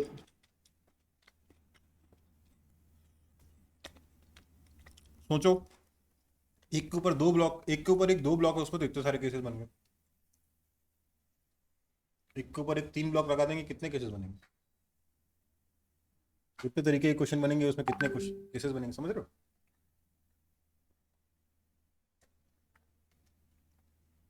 सर अब तो लग रहा है फ्रिक्शन नहीं था तो ज्यादा अच्छा। फ्रिक्शन, मैं तो हमेशा शुरुआत से बोल रहा हूँ, फ्रिक्शन एक चैप्टर है जिसमें आप मैकेनिकल नहीं हो सकते फिजिक्स में। मतलब लोग कहते हैं फिजिक्स का सबसे डिफिकल्ट चैप्टर रोटेशन है। ऑलमोस्ट सारे टीचर्स यही कहते हैं, सारे स्टूडेंट्स यही कहते हैं। पर मैं तो साफ साफ ये जानता हूँ कि जिस बच्चे का फ्रिक्शन स्ट्रांग होता है ना, उसको रोटेशन में दिक्कत नहीं है। ठीक है, हाँ रोटेशन डिफिकल्ट है, और जिस भी बच्चे का फ्रिक्शन मैंने स्ट्रांग देखा है उसका रोटेशन जनरली हमेशा स्ट्रांग रहता है। ऐसा नहीं कि फ्रिक्शन के ऊपर रोटेशन बेस्ड है, बट क्योंकि फ्रिक्शन में भी अच्छा खासा दिमाग लगता है,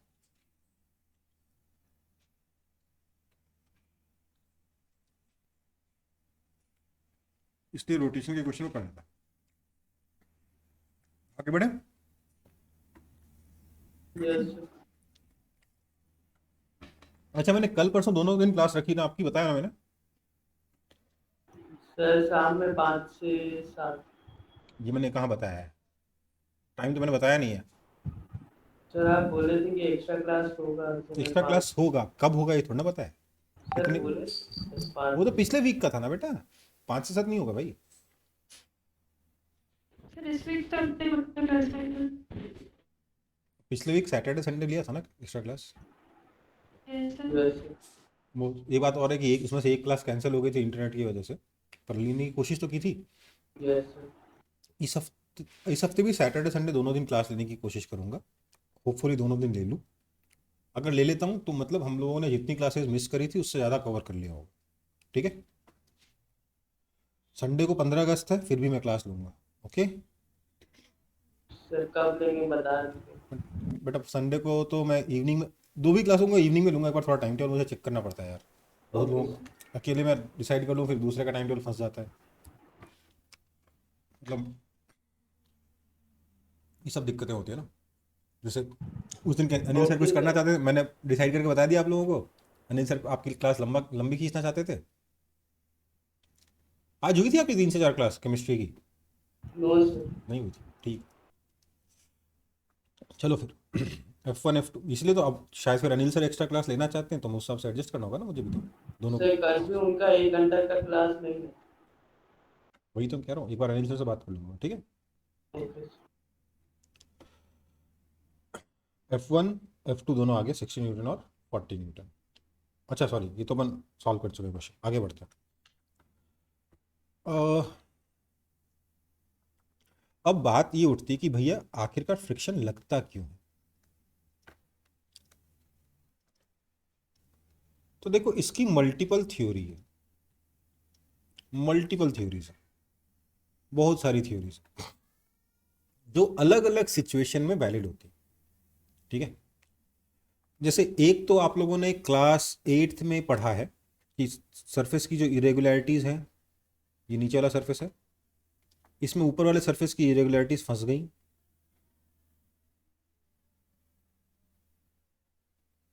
तो स्लाइड करने में दिक्कत होगी कि नहीं होगी? इंटरलॉकिंग होगी, interlocking of irregularities of the surfaces. Eight class में ये रीजन पढ़ा था, है ना? Yes this is a good reason. इससे बहुत सारी चीजें एक्सप्लेन हो जाती हैं फ्रिक्शन की।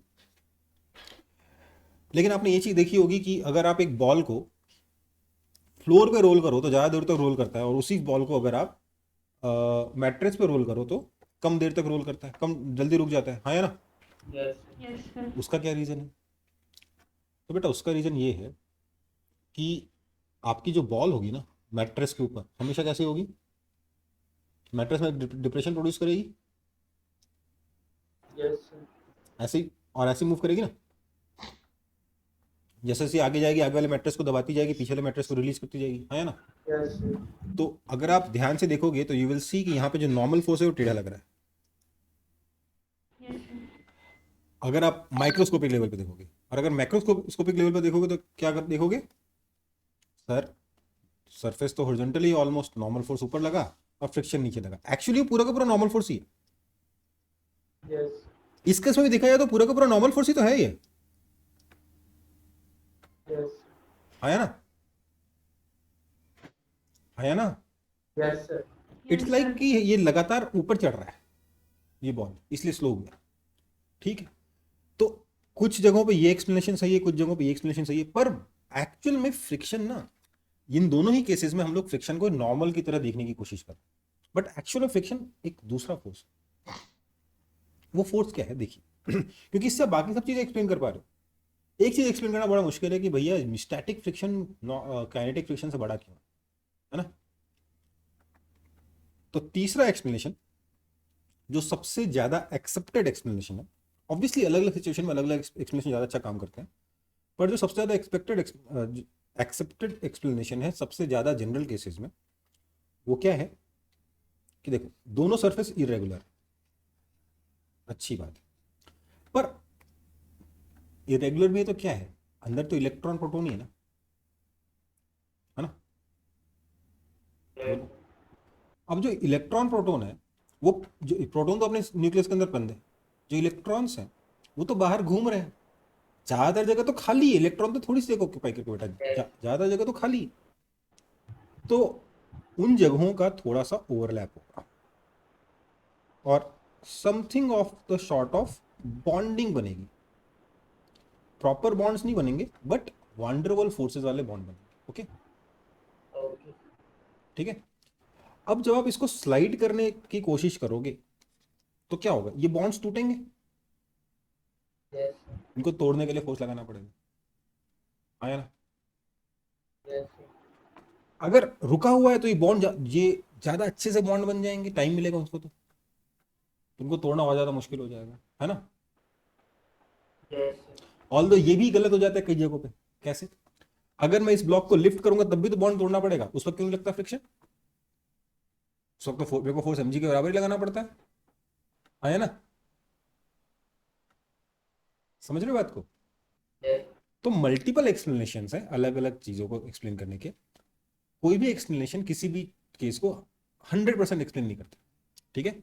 इन सब चीजों का ओवरऑल कुछ ना कुछ बीच में कुछ हो रहा होगा। ओके, और यस इसलिए अगर मैं सरफेसेस को स्मूथ करूंगा, अगर मैं सरफेस को स्मूथ करता हूं तो क्या होगा, ये ओवरलैप्स कम हो जाएंगे, ये जो ओवरलैप हो रहा है यहाँ पे ओवरलैप हुआ, यहाँ पे ओवरलैप हुआ, जितना सरफेसेस स्मूथ होंगे उतना ही ओवरलैप्स कम होंगे, है यस ना?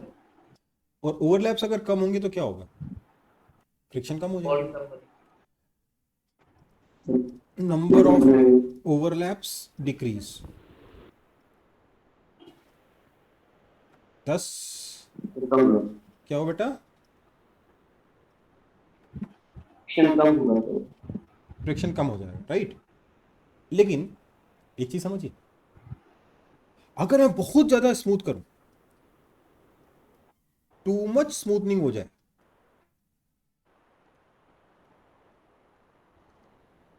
तो क्या होगा सर, ये नीचे वाला सरफेस एकदम स्मूथ और ऊपर वाला सरफेस जो है ना वो भी एकदम स्मूथ होके इसका ओवरलैप तो एक ही बनाएगा, पर वो इतना बड़ा ओवरलैप होगा, इतना बड़ा ओवरलैप होगा कि फ्रिक्शन डिक्रीज होने की जगह इंक्रीज हो जाएगा। समझ में आई बात? Yes sir. सर ये तो कुछ सर ज्यादा से ही एक सरफेस को स्मूथ करना पड़ता है। इस फेनोमेना का नाम है कोल्ड वेल्डिंग। नहीं देखो, दोनों को ही स्मूथ करते हैं अगर फ्रिक्शन घटाना है तो, लेकिन एक लिमिट तक ही आप ये काम कर सकते हो, बहुत ज्यादा नहीं कर सकते। उससे ज्यादा अगर फ्रिक्शन घटाना है तो क्या करोगे, आप लुब्रिकेंट्स का यूज करोगे, कभी भी फ्रिक्शन को जीरो नहीं कर सकते कितना भी स्मूथिंग हो, ठीक है? ये जो हो रहा है इसको क्या बोलते हैं, कोल्ड वेल्डिंग। ओके बेटा, ओके कोई दिक्कत है? तो अगर आप सरफेसेस को स्मूथ करोगे तो फ्रिक्शन पहले डिक्रीज होगा, डिक्रीज होगा, डिक्रीज होगा, फिर सडनली बहुत ज्यादा इंक्रीज हो जाएगा। ओके, ये क्वेश्चन डायरेक्ट आता है एग्जाम में, तो पता होना चाहिए ना। और इसको आप ऐसे कैसे एक्सप्लेन करोगे, कर सकते हो क्या ऐसे एक्सप्लेन, या इससे कर सकते हो क्या? नो तो मल्टीपल एक्सप्लेनेशंस है, सबसे ज्यादा एक्सेप्टेड ये वाला है। हालांकि इसका भी मैंने ड्रॉबैक बताया कि अगर आप इसको वर्टिकली ऊपर खींचोगे तब बॉन्ड तोड़ने के लिए फोर्स को नहीं लगाना पड़ा, आया ना? यस सो फ्रिक्शन का रीजन समझ में आ गया, फ्रिक्शन कैसे काम करता है समझ में आ गया सबको, राइट? यस तो ये चैप्टर यहाँ पे खत्म हो जाता है, फ्रिक्शन। ठीक है, फ्रिक्शन चैप्टर खत्म है। नेक्स्ट क्लास में हम कौन सा चैप्टर शुरू करेंगे? वर्क और एनर्जी, वर्क और एनर्जी। वर्क और एनर्जी पार्ट 1 शुरू करते हैं। होपफुली नेक्स्ट क्लास में ही वो खत्म हो जाएगा, नहीं तो अगली क्लास में पक्के से खत्म हो जाएगा। ठीक है, सर ये बहुत छोटा है सर। कौन सा फ्रिक्शन? नो सर, वर्क और वर्क और एनर्जी पार्ट 1 बोला मैंने, 2 पार्ट्स में कराऊंगा। ओ सर, जिसमें सर 80% टाइम का होगा। हाँ, और उसके बाद सर्कुलर मोशन कराऊंगा। ठीक है, हाँ बेटा बोलिए। सर वो इलेक्ट्रॉन प्रोटॉन का आप जो बोले ना सर, वो और एक बार समझा दीजिए। अरे यार देखो, दो जो एटम होंगे उनके अंदर एटम या मॉलिक्यूल के अंदर क्या होता है, सारे के सारे प्रोटॉन तो एक जगह पड़े रहते हैं, इलेक्ट्रॉन खाली जगह में घूमते रहते हैं, जगह तो खाली है ना। यस उनको अगर आप पास पास में चिपका दोगे दबा के तो क्या होगा, वो इलेक्ट्रॉन शेयर कर लेंगे अगल बगल वाले। Yes sir. यहाँ पर जो एटम और मॉलिक्यूल्स हैं उनके इलेक्ट्रॉन्स यहाँ वाले एटम और मॉलिक्यूल्स शेयर कर लेंगे आपस में। नॉर्मल जब फोर्स लगेंगे तो आप सोचो, इलेक्ट्रॉन तो छोटू सा है, उसमें उसके रिपल्शन फोर्स कितना ही होगा इलेक्ट्रॉन प्रोटॉन का, एक दो एटम्स के बीच में कितना रिपल्सिव फोर्स होगा, बहुत छोटा होगा ना। उसके ऊपर आपने पूरे के पूरे ऑब्जेक्ट का वेट डाल दिया तो ओवरलैप तो होगा ही होगा ना, यस सर। होगा ना। और जब ओवरलैप होगा तो इलेक्ट्रॉन शेयर हो जाएंगे, आप साथ में घूमने लग जाएंगे, इस वजह से अट्रैक्शन हो जाएगा। और जब आप दोनों को खिसकाओगे तो क्या होगा, बॉन्डिंग टूट जाएगा। बचपन में क्लास 8 में आपको क्या बताया गया, सरफेस होता है तो सरफेस होता है, लेकिन आपको तो पता है सरफेस के ऊपर भी तो, अंदर भी तो इलेक्ट्रॉन है, कोई परफेक्ट सरफेस थोड़ना है। हाँ सर जी। वो तो समझ गए, बट सर जब नॉर्मल फोर्स लगेगा तब बॉन्डिंग टूट क्यों नहीं रहा है? अरे यार वही तो मैं कर रहा हूँ, ये इस थ्योरी का ड्रॉबैक है। एक्सप्लेनेशन हम लोगों ने अलग अलग दिए फ्रिक्शन के, ये किसी ने ये एक्सप्लेनेशन दिया, किसी ने ये एक्सप्लेनेशन दिया, किसी ने एक्सप्लेनेशन दिया। इस एक्सप्लेनेशन में कोई ये नहीं बता पाया कि नॉर्मल फोर्स लगाने पे ये क्यों नहीं टूट, इसको बॉन्ड तोड़ने के लिए एक्स्ट्रा फोर्स क्यों नहीं लगाना पड़ रहा, ये कोई बता नहीं पाया। मैं ये कह रहा सर ये टोटली प्रूफ नहीं है। हूँ। मैंने बोला तो कोई भी थ्योरी परफेक्ट कोई नहीं है प्रूफ नहीं। यार, मैंने बोला तो कोई भी थ्योरी परफेक्ट नहीं है। देखो, चीज जो हम फिजिकली देखते हैं, ठीक है, उसको हम अपनी थ्योरी से एक्सप्लेन करने की कोशिश करते हैं। फ्रिक्शन को एक्सप्लेन करने के हमने मल्टीपल अटेम्प्ट लिए, ठीक है। सबसे पहले ऐसे एक्सप्लेन किया, फिर किसी ने मैट्रेस पर रोल किया तो ऐसे एक्सप्लेन किया, फिर किसी ने बोला यार इसमें एक लफड़ा है, ये कोल्ड वेंडिंग, तो कोल्ड वेंडिंग को एक्सप्लेन करने के लिए वो इस थ्योरी पे आ गया। ठीक है, समझ में आई बात? Yes yes sir. ठीक है, और अभी की डेट में यही सबसे ज़्यादा एक्सेप्टेड थ्योरी है। बट इसमें एक चीज़ की एक छोटी सी प्रॉब्लम है कि इसको ऊपर खींचने में सर क्यों नहीं हमें नॉर्मल फोर्स लगाते वक्त, मतलब ऊपर खींचने में क्यों नहीं हमें ये बॉन्ड तोड़ने की जरूरत पड़ी। ठीक है, ये इसका ड्रॉबैक है, ये इसका एक्सप्लेनेशन नहीं है, यही तो मैं बार बार बोल रहा हूँ। तो आप बोलो सर इसका एक्सप्लेनेशन क्या है, मैं बोलो नहीं है एक्सप्लेनेशन, क्या है, कहाँ से बताऊँ? समझ में आई बात? यस सर स्मूथनिंग सर्विस के लिए ओवरलैप डिक्रीज क्यों कर रहे हैं सर? आप सोचो ना यार, जितना आप स्मूथ कर दोगे उतना ही दूर दूर ओवरलैप आएगा ना, ओवरलैप्स के बीच में डिस्टेंस बढ़ जाएगा ना, तो नंबर ऑफ ओवरलैप्स घट जाएंगे ना। हम्म, अगर रफ होगा तो क्या होगा, हर जगह ओवरलैप, यहाँ ओवरलैप, यहाँ ओवरलैप, हर जगह ओवरलैप है, राइट? यस सर समझ गए।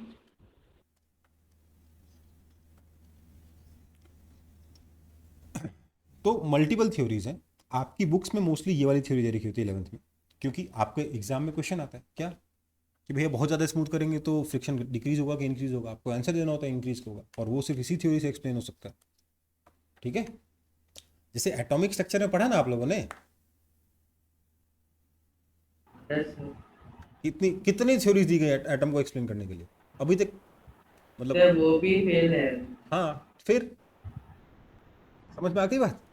यस सर, केमिस्ट्री में तो खाली हम लोग प्रूव करते हैं कि वो सही हो जाएगी। हाँ, हम लोग तुक्का लगाते हैं क्या ये हो रहा होगा, देखा तो है यस नहीं, ये हो रहा होगा। ठीक है, सर, केमिस्ट्री में तो बहुत सारी इमेजिनरी थी। इमेजिनरी नहीं है आप, लेकिन ठीक है चलो, इमेजिनरी नहीं कहते हैं उसको कहते हैं एक अननोन चीज़ को एक्सप्लेन करने की कोशिश की गई है जिससे ज़्यादा से ज़्यादा चीज़ एक्सप्लेन हो सके। ठीक है, यस। चलो मिलते हैं अगली क्लास में, तब तक के लिए टाटा बाय, बहुत टाइम पास हो गया। Thank you sir. Thank you बेटा, थैंक यू। Thank you.